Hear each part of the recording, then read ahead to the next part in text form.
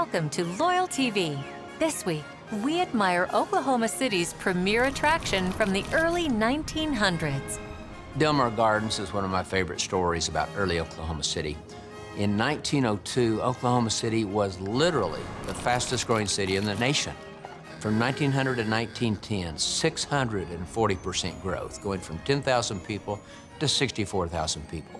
And just as this boom was beginning and people were feeling the excitement and the exuberance of this new town founded by land run out in the middle of the frontier, these private investors stepped up.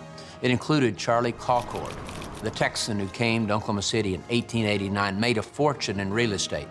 Well, he owned land on the west edge of Oklahoma City, south of Reno, west of Western, and north of the North Canadian River. He says, I'd like to have an amusement park of some sort.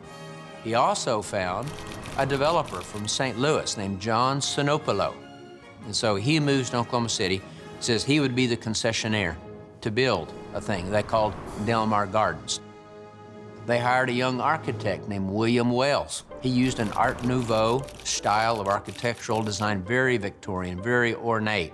This would have been a spectacular sight. Well, included in the 40-acre garden, they also had a 3,000-seat theater that was ornately furnished with leather seats. The park also would include amusement rides. It would have had a beer garden, would have had a boardwalk, our penny arcades. It had a floating wedding chapel on the river.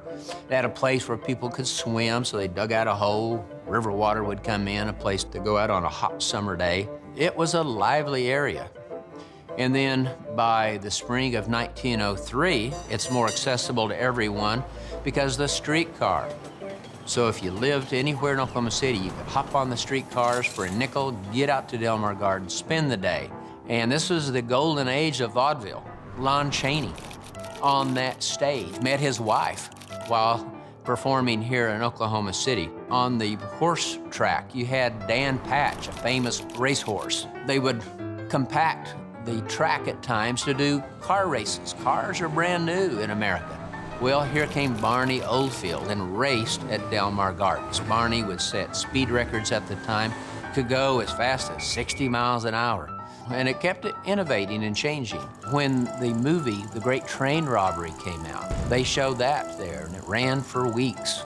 That was the place for Oklahoma City entertainment. Delmar Gardens suffered from a variety of problems. One was that the North Canadian River flooded every time rains would come, especially upstream. But really what got Delmar Gardens was on November 16th, 1907, Oklahoma became the 46th state. And in our Constitution was total prohibition. Well, that hurt the economic business model of Delmar Gardens, so suddenly you wipe that out. And then with the mosquitoes, the flooding, Oklahoma City continues to change and evolve. Other options appear, such as Belle Isle Park. And so competition, the flooding, the mosquitoes, the lack of the ability to sell alcoholic beverages, Delmar Garden failed by 1910, went into bankruptcy. The remnants of it, though, can still be seen. So between Wheeler Park and Farmers Market would have been the Delmar Gardens. And so today, though, it's memories, postcards, a few photographs, and people talking about the grand days of early Oklahoma City. Join us again next week to learn more about our fascinating state here on LoyalTV.